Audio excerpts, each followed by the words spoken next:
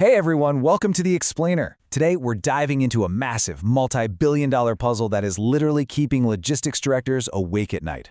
We're talking about the rapid, seemingly impossible task of electrifying commercial fleets. If you follow this space at all, you know the mandate to go green is everywhere right now. But the actual infrastructure to make it happen, well, that's a completely different story. Let's get right into it. Picture this scenario. You've got 150 brand new electric delivery vans rolling into your depot. Your corporate sustainability goals demand they hit the road like yesterday.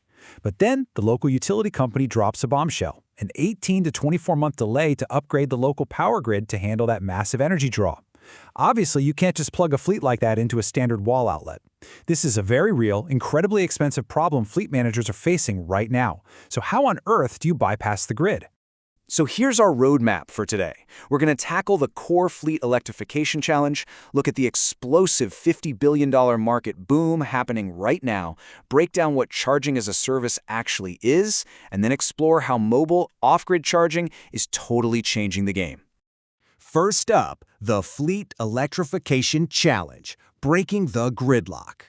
There is this intense collision happening right now between corporate green initiatives, which are pushing hard for electric fleets, and the severe limitations of our existing electrical grids. The old, traditional way of doing this is brutal. It takes a huge upfront capital expense. You have to buy the hardware, hire the electricians, trench the concrete, and you are entirely at the mercy of the grid and those long utility wait times.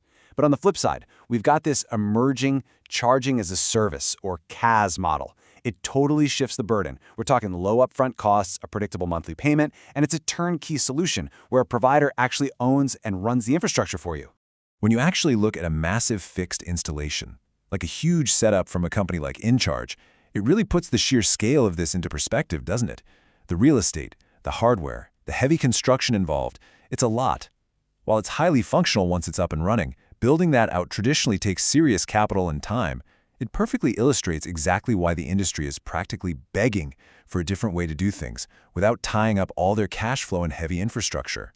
Which brings us to part two, the charging market boom.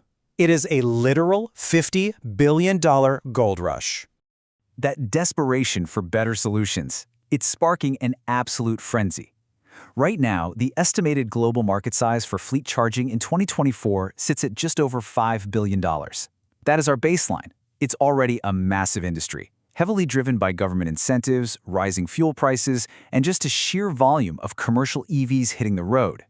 But hold on, because by 2035, that projection skyrockets to nearly $50 billion.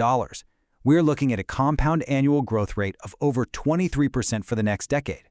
That kind of sustained hypergrowth means unbelievable amounts of capital are flooding in to solve those exact gridlock problems we were just talking about. And if we break that market down by installation type, there's a really fascinating dynamic at play.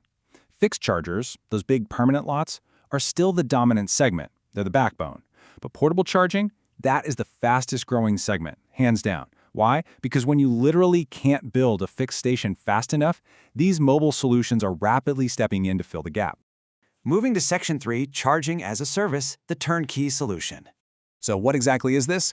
The absolute key takeaway here is that CaaS is a zero capital expenditure model. The provider does all the heavy lifting. They deploy, own, and operate the chargers. As a fleet manager, you simply pay for the energy and the equipment you actually use, kind of like a standard utility bill.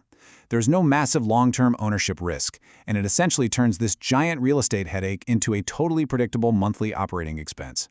Let's look at how a major player like InCharge structures this. They offer a totally vertically integrated end-to-end service. They handle the engineering, the hardware, the warranties, the whole shebang. But the real magic is actually in the software. With their management systems, over 75% of issues can be fixed remotely. Plus, their intelligent load management can slash energy costs by 20 to 45% just by optimizing when the vehicles pull power. It's all about maximizing vehicle uptime without the massive headache of managing the physical plugs. All right, Section 4. Mobile charging takes over, bypassing the grid entirely. This is where that super fast-growing mobile segment is really flexing its tech. The innovation happening right now is wild. Take BeCharged EV, for example. They just bagged $7 million in funding to expand their commercial mobile charging fleet nationwide. Then you've got Lightning Systems taking a totally different route, dropping a mobile charger onto a towable trailer packed with 192 kilowatt-hours of battery storage. And L-Charge, they engineered something totally unique, integrating a 60-kilowatt fast charger right into a Ford service truck that actually runs on renewable natural gas, meaning they don't have to waste space on extra batteries. Thinking about how a standard building operates with rooftop solar and EV chargers hardwired right into the pavement really highlights why these mobile solutions are such a big deal. The old way is basically a closed loop, completely dependent on the grid. If your fleet outgrows the building's electrical capacity, you're stuck. You can't exactly dig up those chargers and move them to a temporary lot across town, right? Mobile charging completely shatters that rigid constraint.